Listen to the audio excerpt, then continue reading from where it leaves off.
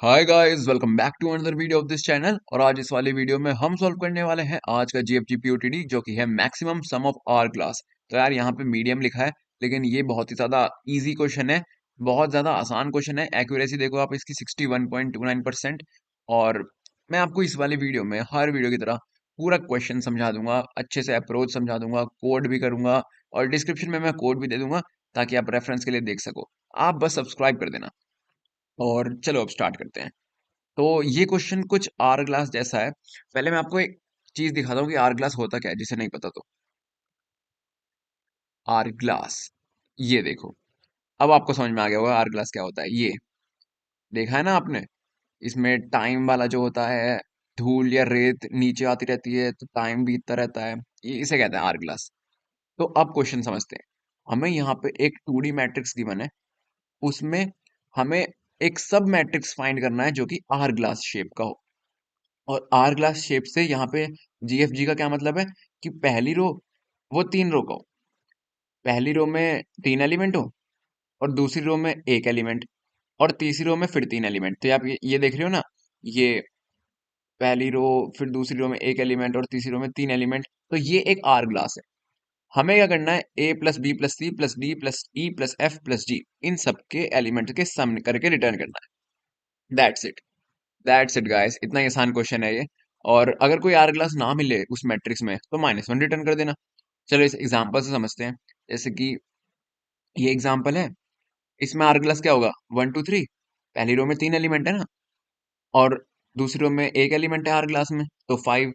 और तीसरी रो में क्या है, 7 8 9। ये देखो, there is only one glass, hourglass which is 1 2 3 5 और 7 8 9।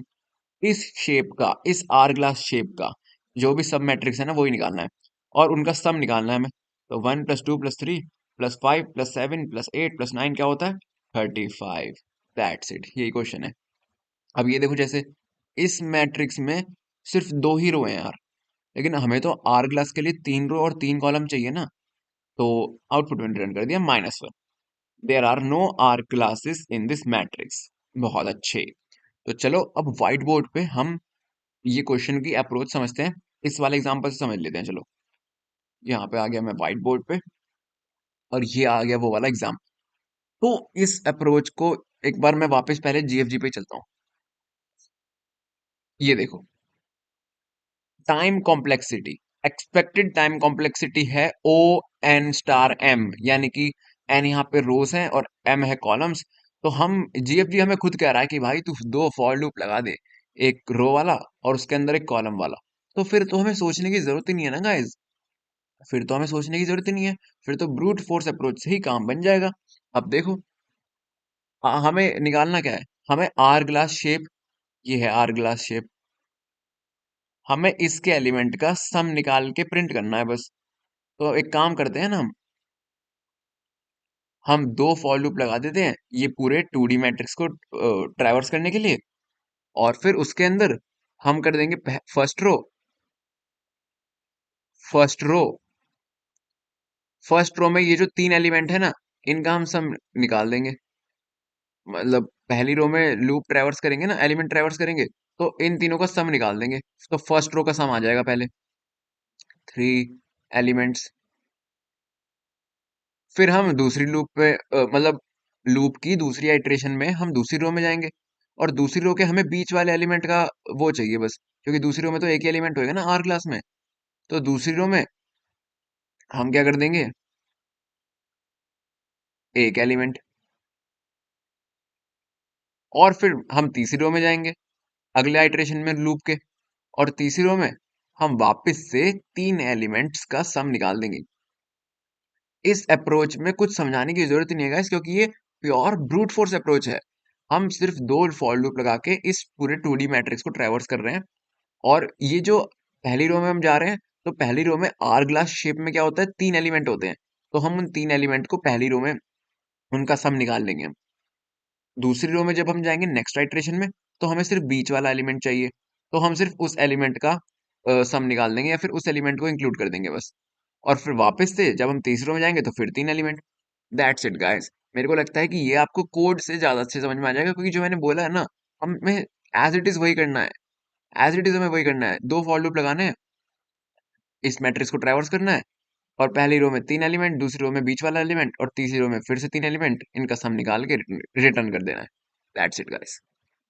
चलो तो फिर अब कोड करने पे चलते हैं, आपको वहां पे अच्छे से समझ में आ जाएगा। ये सब पहले मैं मिटा देता हूँ।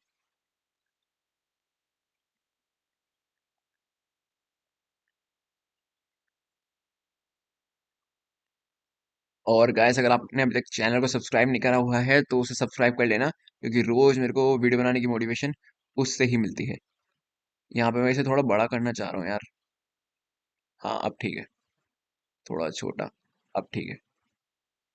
तो मैंने क्या बोला था कि हमें आर ग्लास के जितने भी एलिमेंट्स हैं ना, उनका सम निकालना है। तो क्यों ना हम एक इंट सम नाम से वेरिएबल बना दें पहले। और क्वेश्चन में कहा था कि अगर आर ग्लास प्रेजेंट ही ना हो मैट्रिक्स में तो -1 रिटर्न कर देना। तो इसमें हम पहले इसे -1 से इनिशियलाइज कर देते हैं। That's it. फिर मैंने क्या बोला कि हम दो फॉर लूप चलाएंगे और मैट्रिक्स को ट्रैवर्स करेंगे। तो यहाँ पे देखो गाइस, इस मैट्रिक्स को देखो। इस मैट्रिक्स में देखो गाइस आप, ये वाला इंडेक्स क्या है? 0। ये क्या है? 1। और ये क्या है? 2। फिर ये वाला इंडेक्स तो 0 है ही। ये क्या है? 1। और ये क्या है? 2। तो अब हमें पहली रो में ये 3 एलिमेंट चाहिए, दूसरी रो में हमें ये वाला एलिमेंट चाहिए, और तीसरी रो में हमें फिर से ये 3 एलिमेंट चाहिए। तो हम एक काम करेंगे, हम फॉर लूप चलाएंगे i इज इक्वल टू 1 से। ठीक है। तो पहली रो के लिए रो का इंडेक्स क्या होगा? i-1, क्योंकि पहली रो में तो रो का इंडेक्स 0 है ना। तो i-1 होगा रो का इंडेक्स पहली रो के लिए। दूसरी रो के लिए रो का इंडेक्स होगा i, क्योंकि 1 है। और i+1 होगा तीसरी रो के लिए। और रो का इंडेक्स कॉमन रहेगा। कॉलम का इंडेक्स डिक्रीज इंक्रीज होता रहेगा एलिमेंट के हिसाब से। जैसे कि अगर हमें फर्स्ट एलिमेंट निकालना है और i और j 1 से हम स्टार्ट कर रहे हैं, तो i-1 और j-1 से हमें पहला एलिमेंट मिल जाएगा। फिर i-1 और j से हमें दूसरा एलिमेंट मिल जाएगा। और फिर i-1 और j+1 से हमें तीसरा एलिमेंट मिल जाएगा। समझ रहे हो ना? चलो कोड करके दिखाता हूँ।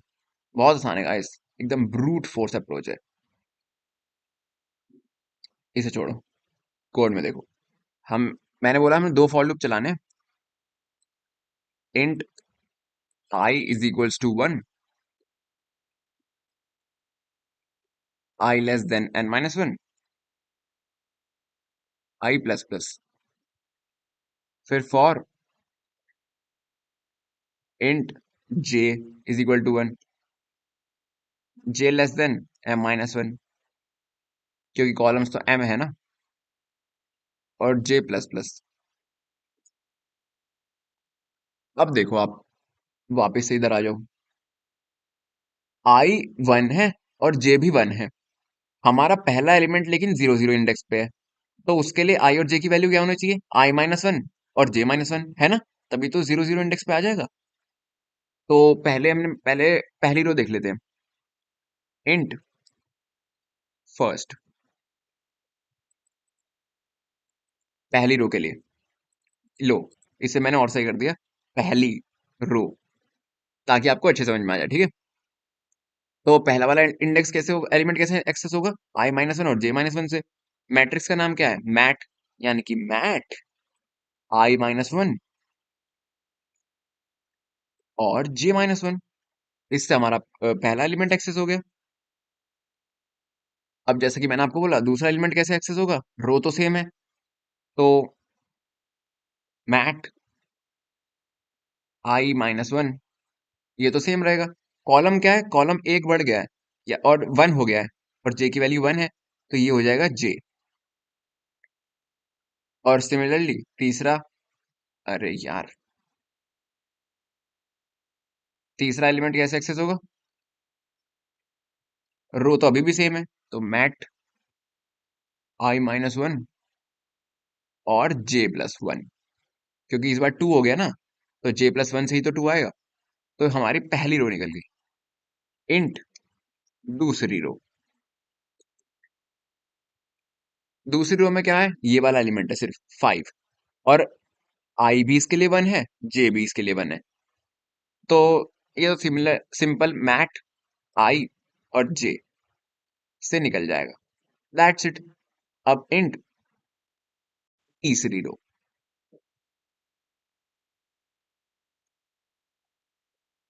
तीसरी रो, ये भी कितना आसान होगा, इसको आप खुद बताओ मुझे।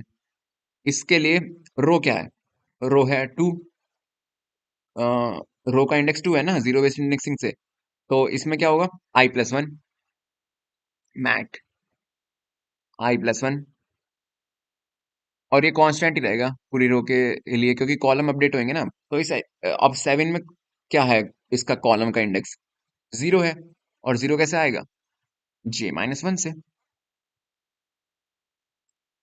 प्लस अभी इसका क्या है इंडेक्स, रो का तो सेम ही रहेगा, आई प्लस वन, और इसका क्या हो जाएगा, वन है, तो वन कैसे आएगा, जे से। कितनी आसानी से ऐसे क्वेश्चन हमने कर दिया है ना। मैट आई प्लस वन तो अभी भी सेम रहेगा क्योंकि रो तो सेम ही चल रही है, और जे हो जाएगा जे प्लस वन। ओके, तो फाइनली पहली रो, दूसरी रो और तीसरी रो, तीनों के एलिमेंट हमने निकाल दिए हैं और इनका सम कर दिया गाइस, देखो यहाँ प्लस प्लस कर रखा है ना, यानी कि हमने इनका सम कर दिया है। अब क्या करते हैं, हम एक वेरिएबल बना लेते हैं इंट करंट सम नाम से, और उसमें इन तीनों का सम डाल देते हैं, क्योंकि पहली रो के एलिमेंट का सम पहली रो में, दूसरी रो के एलिमेंट दूसरी रो में, और तीसरी रो के एलिमेंट तीसरी रो में, तो इन तीनों का सम कर देते हैं इंट पहली रो, मतलब सॉरी, पहली रो प्लस दूसरी रो प्लस, इसका नाम मैं कॉपी कर देता हूँ, कंट्रोल सी कंट्रोल वी, पहली रो प्लस दूसरी रो प्लस तीसरी रो, ये आ गया करंट सम में। और अब सिंपल है, जो हमारा सम वेरिएबल हमने इनिशियलाइज किया था उसको देखेंगे कि अगर इन दोनों में से कौन सा ज्यादा है, क्योंकि हमें मैक्सिमम सम निकालना है ना, सम कॉमा करंट सम, तो उसकी वैल्यू इस वेरिएबल में इनिशियलाइज हो जाएगी सम में, एंड दैट्स इट, एंड में हम इसे रिटर्न कर देंगे, रिटर्न सम। एक बार मैं कंपाइल करके देख लेता हूँ कि कहीं छोटा मोटा कोई एरर ना हो, उसके बाद सबमिट करने से पहले मैं आपको एक बार फिर से समझा दूंगा। ओके, सो फाइनली कंपाइल हो चुका है। मैं सबमिट करने से पहले एक बार आपको फिर से समझा देता हूँ कि हमने सिर्फ इतना किया है, हमें सम इनिशियलाइज कर दिया हमने एक सम वेरिएबल माइनस वन से, और फिर हमने दो फॉर लूप चलाए, I is equal to one और जे इज इक्वल टू वन से हमने इनिशियलाइज करे, यानी कि आई इंडेक्स वन हो गया और जे इंडेक्स वन हो गया। फिर पहली रो में ये तीन एलिमेंट हैं वन टू थ्री, वन का इंडेक्स क्या है, जीरो जीरो, लेकिन आई और जे की वैल्यू क्या है, वन, तो हमने ये वन एलिमेंट को एक्सेस करने के लिए आई माइनस वन और जे माइनस वन कर दिया, आई माइनस वन और जे माइनस वन। और दूसरा एलिमेंट क्या है, वन nth इंडेक्स पे, तो इसके लिए आई तो सेम रहेगा, रो तो सेम है, लेकिन जे बढ़ जाएगा, तो मैट आई माइनस वन और जे। फिर ऐसे ही तीसरा एलिमेंट आई माइनस वन और जे प्लस वन। दूसरी रो में एलिमेंट सिर्फ एक है फाइव वाला, और उसका इंडेक्स क्या है, वन और वन, मैट आई और जे से निकल गया वो। फिर तीसरी रो में आ जाओ, सेवन एट नाइन, इसमें क्या है, पहला इंडेक्स, रो क्या है, ये दूसरी है, तो आई प्लस वन से रो निकल गई, और रो सेम है इसलिए आई प्लस वन आई प्लस वन आई प्लस वन हर जगह सेम है, लेकिन कॉलम बढ़ते रहेंगे जीरो वन टू, तो पहले हो गए जे माइनस वन, फिर जे, और फिर जे प्लस वन। तीसरी तीनों रो के हमने एलिमेंट निकाल दिए, उनका सम कर दिया, और जो हमारा सम वेरिएबल है उसमें डाल दिया, फिर हमने सम को रिटर्न कर दिया। That's it guys, simple brute force approach से हो गया, और इसकी कॉम्प्लेक्सिटी भी, जो एक्सपेक्टेड कॉम्प्लेक्सिटी है ना, ओ एन इंटू एम, वही है।